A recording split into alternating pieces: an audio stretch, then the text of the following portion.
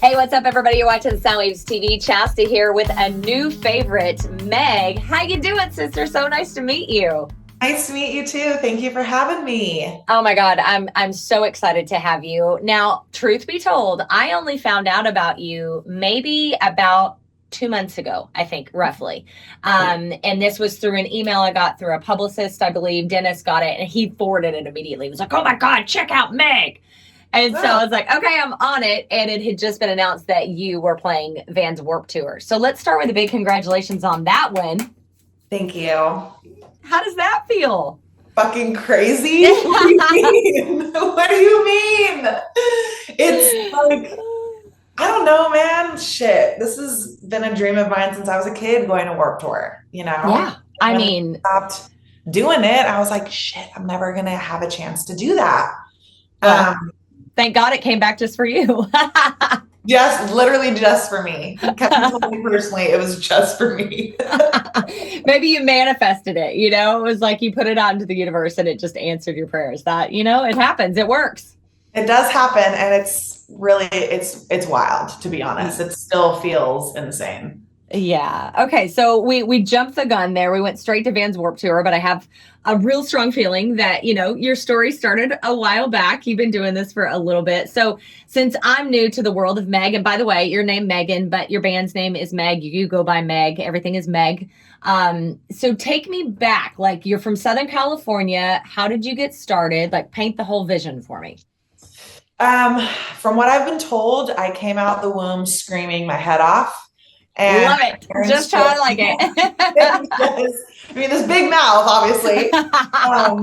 They just knew I was just like drawn to music. We got to restaurants, and my parents, like, we were a part of their lives. They didn't revolve around us. So it was like when they wanted to go to the bars with their friends, we went. When they wanted to go here and there.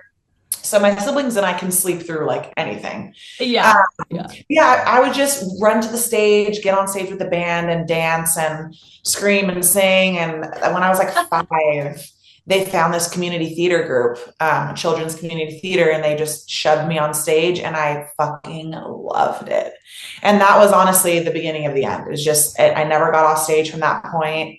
Um, I got like Santa gifted me a keyboard when I was 8. Then I started learning piano then. And then, the karaoke machine singing It's Raining Men and I Will Always Love You and Respect and all the diva classics. Yeah. Then I started writing music when I was like 11 or 12. Wow. Um, and then I went to an arts high school. I auditioned and was accepted into the Los Angeles County High School for the Arts. Yeah. So I majored in music with a focus on classical music, voice, and a minor Okay. in musical theater. And then I was like, musical theater is it. This is what I want to do. But then I started a girl group. We had like a clothing line. We were working with Scary Spice and like JoJo's producer. And it was just kind of like a Wow. really wild ride at like Yeah. 15, 16. And that's kind of when I realized that, pop music was something I'd always been obsessed with, but it started to not resonate anymore. So then I was like, musical theater all the way through. Didn't get into the college. Didn't get into NYU for musical theater. Instead, got into USC. So I was like, it was a brand new program called the Popular Music Performance Program. And so it was like, they accepted 5 singers, 5 guitar players, 5 bass players, 5 key players, 5 drummers, like that kind of vibe. So it was like 25 of us. And that really, for obvious reasons, changed my life. Yeah. Started writing music for MEGG. MEGG was born at that era. I was just learning aural skills, theory. We had to learn like 3 different instruments in the program. Each week in our performance class, it would be like Motown week, Beatles week, 70s week, 80s week, 90s. We really kind of ran the gamut: music industry, music history, solfege, all that shit. Just nerded out for 4 years. It was like really, really fun. Wow. And then I started like a pop punk band called Party for One with my best friends. And then we graduated and kept playing music together, put out my second EP, fell in love with this like totally normal, non-creative guys. And then I was like, oh, maybe I'm a normal girl. Let me just like not do music for the first time in my life because that's going to make me happy. Yeah. It was miserable. So Yeah, that not so much. was yeah. But like I needed to know that like wasn't the life for me. You know what I'm Yeah. saying? Oh yeah. Yeah. I've been grinding my ass off since I was like, such a young kid, constantly doing music on top of like shows and sports and friends and family and stuff. And so I was just like early 20s, I was like, fuck, this is like time. Maybe I don't like want this. That was Yeah. not true. I fucking wanted this. I was Yeah. miserable. Yeah. And COVID hit, played a bunch of cool shows prior to COVID. And then when COVID hit and there was nothing else to do, I kind of just, that relationship ended, dove back into music full time, put out another EP. Yeah. And then released a bunch of music last year. Just been like playing shows, gigging, sessions, content, writes, blah, blah, blah. So here we are. I got a place in Nashville a couple months ago, so I'm back and forth. Oh, oh, that's cool. Yeah. I have to say, I feel like you're a kindred spirit. You just said so much in that like 2 minutes that I relate to on such a very like baseline soul level. First of all, the fact that you started with that your parents like took you everywhere and you got used to them. That was the number one piece of advice I got from my doctor when I was pregnant. And she was like, you take your kid everywhere. They will get used to you or you will get used to them. And I very quickly understood what she meant. So now we have an 8-year-old who's a drummer and a banjo player. He starts the pit at every show. I mean, he is the coolest. He'll be 9 in June. But to your point, my God. yeah, no, he's freaking rad. I mean, my husband and I went and got matching tattoos and we took him with us in New Orleans and he like got a tattoo. The tattoo artist like sat down and made paperwork for him and he got a little, tattoo stamp. It was so I love that that's how you were raised because it does I mean, easy for me to say because this is the way I'm raising my kid. It does give so much space for creativity. And, there's no rules. There's rules. Like we're very safe with our child, but he feels this like openness to just be who he is and create what he wants. And God bless your parents that they did that with you because it seems to be a big part of who you are. I was really blessed that way. You Yeah. hear some of these stories where these kids have big dreams and big goals at a young age, and their parents either don't believe in them or don't, foster it, support it mentally, emotionally, physically, whatever the thing is. And that was not the case for me. I was, my parents both came from tough upbringings, soup cans and all kinds of just, it was tough. And they weren't able to live out their dreams because they couldn't. Both of their parents working multiple jobs. There was a lot of tumultuous relationships going on. And that was the one thing that when they met, they were like, we're going to make the kind of life for ourselves where we can foster our kids in anything that they want to do. And we're not going to shut them down. And that was kind of the whole thing, right? It was like, they're like, we don't care what you want to do. If you have this thing of who you want to be, just fucking do it like all the way or don't do it at all, whatever that is. Yes. And me and all my brothers are in very different worlds, but we just had that love and that support of like, okay, my parents are a perfect example of that. Like my mom started working when she was 12 at Dunkin' Donuts and then Taco Bell and then was the manager at Taco Bell and then worked at Goldblum's and Judy's and like JCPenney and all this stuff all the way up to starting her own company and running it. So like she has like no bullshit factor. She's like, there's no excuses. If you want something, you have to chase it. Like, go get it. It's what an incredible role model to have. Yeah. I'm very, very lucky in that way for sure. Yeah. I mean, I can see that. And that stuck out to me very quickly with you. Like, whenever you came across my desk, quite literally, and I started looking around. First of all, I wanted to point out, it made me laugh. Pop punk creating a fearless sound. You know how like when you Google somebody and AI like takes over Google and like gives you like the brief points? That was the number one thing that it said about you. And I was like, hell yes, pop punk creating a fearless sound. I'll get on board with that. That's sick. That's I can tell, so sick. It's so great. I can tell really quick that you were that girl, that you were the go-getter, no bullshit, like exactly what you need to be in the world that you are creating in, I get this question a lot. I don't like to focus a lot on the female in a male's world thing, but there is part of that that's reality in the rock and roll world that you and I live in. You live in a different part of it, obviously. I play it on the radio and TV, and you play it in real life. But you do have to be kind of a badass. You have to, if nothing else, have kind of a shell in order to kind of like power through some of the stuff that you go through. Have you had that experience? Yeah, I mean, for sure, for sure. I think we all have in some way or another. I'm kind of like you, like I try not to harp on that and make that my story because Yeah. yet I have been, I have four brothers. Like I have been very lucky in the sense that I've always had supportive males in my corner.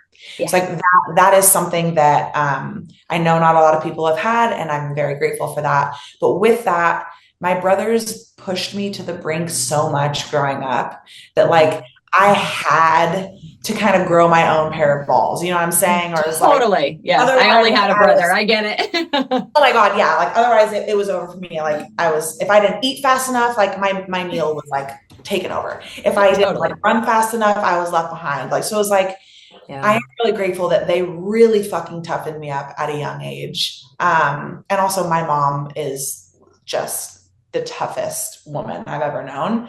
So I definitely have that hard exterior, that kind of, like you said, shell for sure. Um, but then again, like the guys in my band, we've been playing together for 15 years and they're my Yeah. best friends and we write and collaborate together. So I'm pretty lucky in that way. When I go into new settings, for sure, Mm-hmm. I come across that. And I feel like I'm at this point in my life and in my career where it's like, um, if that's how they're going to be, I'm over trying to like justify myself and my music. It's like you either Absolutely. fuck with me and my brand or you don't. And either way, that's all right. Like, That's I'm not so going to be great. for everybody, you know? It took me Yeah. a long time to get there, but I think it's like, it's that magical thing of like the day you turn 30, all of a sudden you like just don't really fucking care. Yeah. And You that's know? usually when stuff starts to pop off because all of a sudden you're leaning into who you are and what makes you you. And that authenticity and that genuine attitude towards yourself and then shining outward, that's what is magnetism, right? That's what brings people to you because you are not trying to be something that you're not. And so they're just getting that authenticity off of you. And that means everything Yeah, in music and in anything in life. 100%. I think Yep. too, specifically in this genre, like me and my buddy Rob, he does most of the production for my stuff and writes most of the stuff with me. We've been making this kind of music for so long, and Yeah. it wasn't like, everyone's like, "Oh, Warped Tour." I'm like, "Yeah, but Warped Tour wasn't like cool unless you were like in the scene. It was Right. like Yeah. community for like the misfits and the weirdos and the people that liked music that like the majority of people didn't understand." So it's Totally. like I've just been kind of used to being misunderstood or pushed this way or whatever. I would say like my own struggle is like within of like Mm-hmm. being a female in this hard masculine genre. And so I definitely am a tomboy for sure. But it's like Yeah. now I'm getting to this point in my life where it's like I'm wanting to lean more into my femininity, but I'm struggling to know how. Oh my God. I cannot even tell you how much I relate to that shit. That's so You crazy. know? I'm like, I've got like very feminine features. Like I've got a fat ass, I've got tits, I've got Same. Yep. very feminine features, but bitch, like I want to just wear Dickies and And white some beaters. vans and yeah. Yes, like Letty from Fast and the Furious is just like the goal. Yeah. It's like Totally. now I'm here and I'm like, fuck, like I do kind of want to wear a dress and I'm trying really hard to allow it's almost like I have to convince myself that I'm still this badass bitch, even if I lean into this femininity, even if I Yeah. wear this dress, I'm still like, it's not taking away from the fact that I'll fuck you up, but in my brain Yes. it does. It's really fucking weird. I so get this. I fall in the same category. So I'm a tomboy, grew up with mostly male best friends. I work, in radio, mostly males. It's always been my story as well. And so, but I do have this very feminine side and I love to be that girl, but I'm like you. I'm like, I want to be like comfy cozy. I wear a lot of athleisure, and like Mhm. you said, Vans, and like, it is hard, but I find like the older you get, I think I'm significantly older than you, but the older you get, the more that you lean into that, and you do find that both of those things can be true at the same time, Right. and I mean, Joan Jett, perfect example. What a freaking badass. But I see her femininity. She's not exactly, wearing frilly dresses, but she does rock her femininity in a different way. Lizzie Hale, one of my goddesses. Oh my God. Yeah, I mean, I just love her so much. And she is a very feminine badass. She's got that really hard like layer that she has, and she could whoop anybody's ass. But she also really leans into her sexuality and her femininity. I feel like I take some stuff from her as well. So yeah, I think it is possible. But in the pop punk space, it's different. It's tricky, and I mean, God, Vans Warped Tour now coming back is a different thing than it used to be. It used Right. to be a traveling circus for weirdos. And I mean that with all the love and respect in my heart, because I was going to Vans, you know what I mean? Like Yeah. that's what it was. So I can't even imagine how it must feel for you, like coming full circle to that and to Dude. being on that. It's also one of those things too, where, like you were saying, in this, every interview I've done, I feel like that's come up like the male dominated thing. And Yeah. to be honest, like I've I've never really thought too much about that. Like Mm-hmm. until people started, bringing that up to me of like, look at these lineups and how few Mm-hmm. Mm-hmm. fronted bands or punk girl. But now it's like you have like Nice and Slaughterhouse and Amyl and Yes. the Sniffers and Scowl, and there's so many badass bitches just like Yeah. out there screaming their heads off. And so now with this like Warped Tour thing, it's definitely a stamp of approval for sure. Yeah. Like Yeah. I'm definitely, it's like one of those things where it's like I keep getting the question at shows, different bands or whatever will come up to me like, "Oh, I saw you're playing Warped Tour. Like, how did you get that?" And That's at interesting. first, I was kind of like, It's "Oh my kind God, of a weird, sorry." yeah, Yeah, but now I'm like, "What do you fucking mean? How did I get that?" because I deserve Did it. this for fucking years, Yeah. motherfucker. Our band is fucking sick. Our music is dope. What do you mean? Now I start to get irritated and I'm like, oh, I gotta check that real quick. Like, Absolutely. they probably don't mean it in that way. But you get asked that question so many times because I am probably for sure the smallest act on the lineup, for sure. Which is dope, but But you like, got to start somewhere. Exactly. And you're on the freaking, set. I mean, that's insane. insane. My joke about that is because this comes up a lot as well for me. And that's why I try not to like lean into it because of that reason. But I always say, like, I don't wake up in the morning and be like, oh, I have a vagina. I'm going to go get the world. Like, that's not Right. the way. I just do what I do. And I happen to fall into a lot of male circles. That's just the natural beast of our, but it doesn't register. I don't think about it until someone brings it up to me. And then I'm like, oh yeah, I was the only female at that conference table when that big decision was made or whatever. But going back to Lizzie Hale, I was at Aftershock Festival last year and I was interviewing her, and it was so amazing because I interviewed The Warning and like Evanescence was playing, and there were all these female fronted bands on that bill. And I was like, freaking finally Right. we made it to where we're not the minority, that it's not a surprise that all these women are walking around backstage and like, and they're badasses and they're headliners. It's, and it's really cool. So So yeah, while you might be awesome. the smallest on the Vans lineup, you're on the lineup and you're making a mark for girls to go after you. So there's nothing wrong with like acknowledging that either. 100%. And I think that is like the goal for me. Like, right, everything happens for a reason. You're put in certain places for certain reasons. And yes, I Yeah. do think that like I've worked my ass off to be here for sure. There's no doubt in my brain about that. But I do also think there is an in tandem, the reason of being that like, look, you can work your ass off and you can make good shit and you can still have small numbers, and that doesn't mean that what you're doing Yeah. is dope. It Yeah. just like you just have to keep going. And so it feels good to be like, okay, I was a teenager when I was looking at bands like hoping one day I could be there, and it didn't happen and it didn't happen, and I kept going and I kept going and we kept pushing and now it's happening. And I think that's a really exciting thing of like, oh, how did you get on the bill? Because you're so fucking small. And it's Right, right. the story is because I literally found out there was a rumor it was happening. I hit up everyone I knew. I just had no ego in the game. I was just like, I'm gonna make this happen. I don't care how annoying I have to be, how embarrassing it looks. I don't care.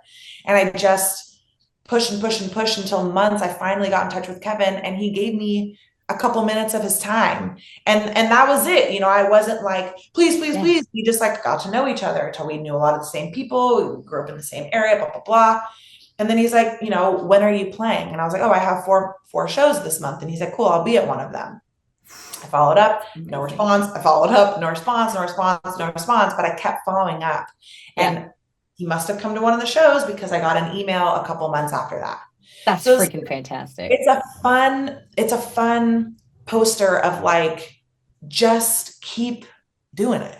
Yeah. Yeah. Be the fucking annoying squeaky wheel. Be the one that's in their face because either you're the annoying girl that's in their face Yeah. and it happens for you, or you're the annoying girl in their face and it doesn't happen for you. But either way, you're in their face. Yeah. Yeah.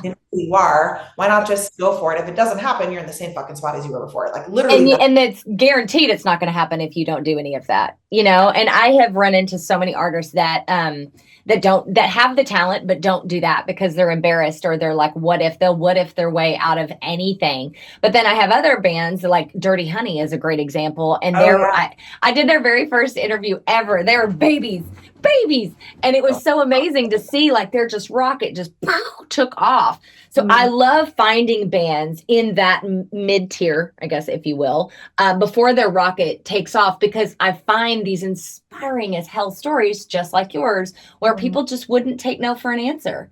And what a freaking beautiful thing. Like, I'm not a musician or an artist, but I can take that lesson into my own life and be like, no, never say die. That's really what it comes down to. And God bless you for doing that. And it's paying off for you.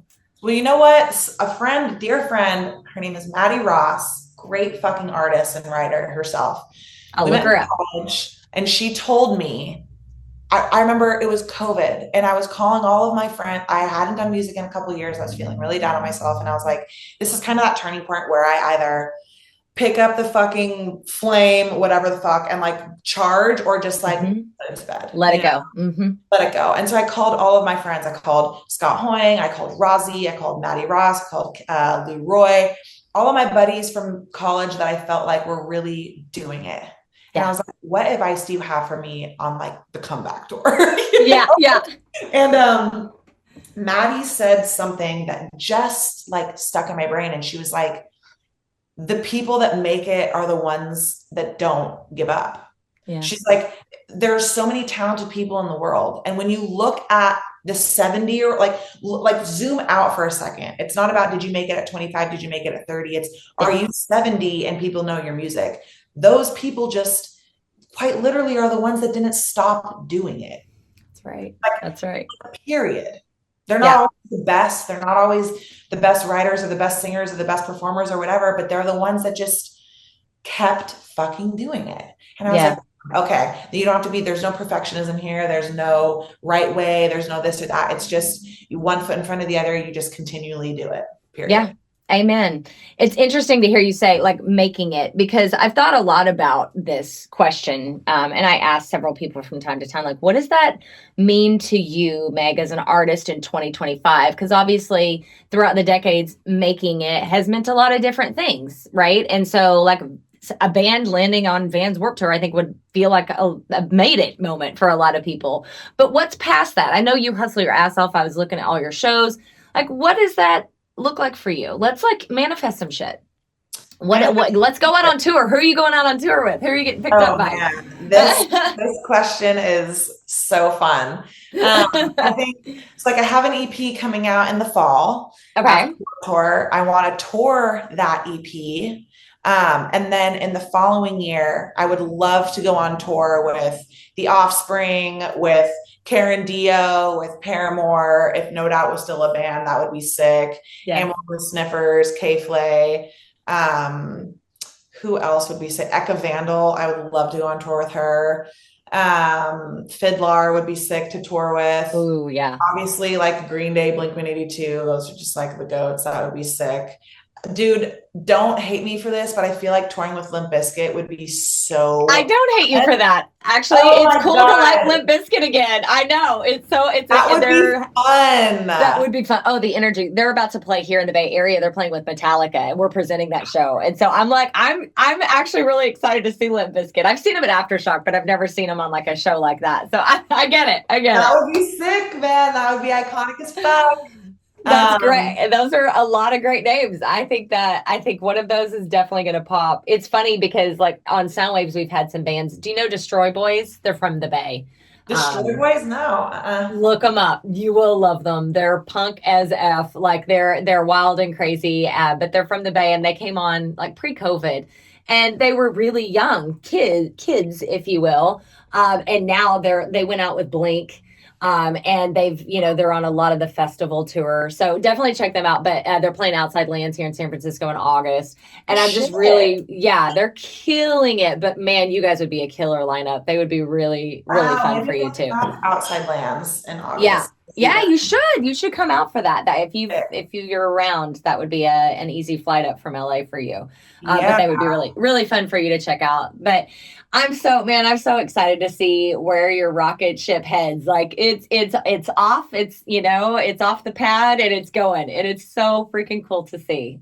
Thank you. You're so welcome. And please like keep in touch, let us know. I have been singing the end like nobody's business.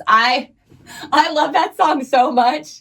Like I feel the lyrics, actually a lot of lyrics in a lot of your songs I feel in my bones, but that one is just like, oh my God, I love it. Also, I'm so tired. Is it I'm tired or I'm so tired? That one's on my running playlist and I love Oh, that song too. yes. I love Tired. Oh, Yeah. man. Oh my God, I love that song too. Oh, Lyrically, it's so good. So I really dig you. I'm so so glad that you came across our desk here at Soundwaves, and we'll be watching to see what's next for you. thank you so much for having me. It was You're lovely to meet welcome. you. Where do you hang out on social most? Probably Instagram for sure. Instagram. Okay. All right. So everybody watching, make sure you check out Meg. It's MEGG, two G's. Check out Meg on Instagram. And thanks for being here. You're watching Soundwaves TV. We'll be right back.